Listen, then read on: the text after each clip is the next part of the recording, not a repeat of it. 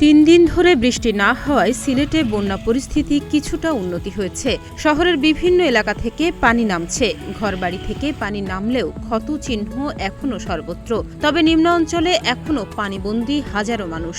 এরই মধ্যে বিভিন্ন এলাকায় দেখা দিয়েছে তীব্র খাদ্য ও বিশুদ্ধ পানির সংকট।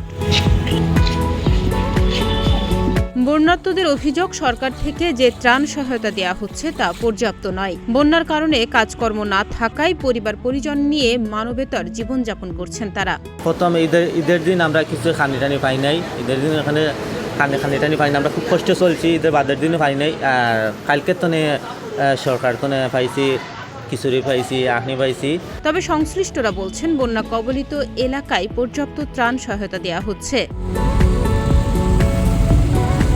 একই চিত্র সুনামগঞ্জেও। পানি নেমে যাওয়ায় আশ্রয়কেন্দ্র থেকে ঘরবাড়িতে ফিরছেন সাধারণ মানুষ। তবে বানের পানির তোড়ে কাঁচা ঘরবাড়ি ক্ষতিগ্রস্ত হওয়ায় বিপাকে পড়েছেন তারা। হাতে টাকা না থাকায় বাড়িঘর কিভাবে মেরামত করবেন তা নিয়ে দুশ্চিন্তায় দিন কাটছে তাদের।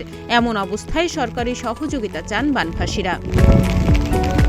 নেত্রকোনায়ও নামছে বন্যার পানি। আশ্রয়কেন্দ্র ছেড়ে ঘরে ফিরছে সাধারণ মানুষ। কেউ আবার আছে ফেরার অপেক্ষায়। তবে বন্যা কবলিত ওইসব এলাকায় দেখা দিয়েছে বিশুদ্ধ পানি ও খাবারের তীব্র সংকট।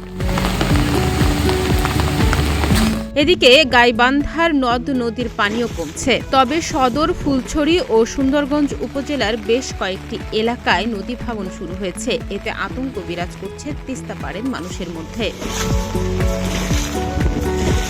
অন্যদিকে কুড়িগ্রামে নদ নদীর পানি কমতে শুরু করায় সদর, রাজারঘাট, চিলমারি সহ বিভিন্ন পয়েন্টে নদী ভাঙন দেখা দিয়েছে। ভাঙনের ঝুঁকিতে রয়েছে বন্যা নিয়ন্ত্রণ বাঁধও। ডেস্ক রিপোর্ট, প্রতিদিনের বাংলাদেশ।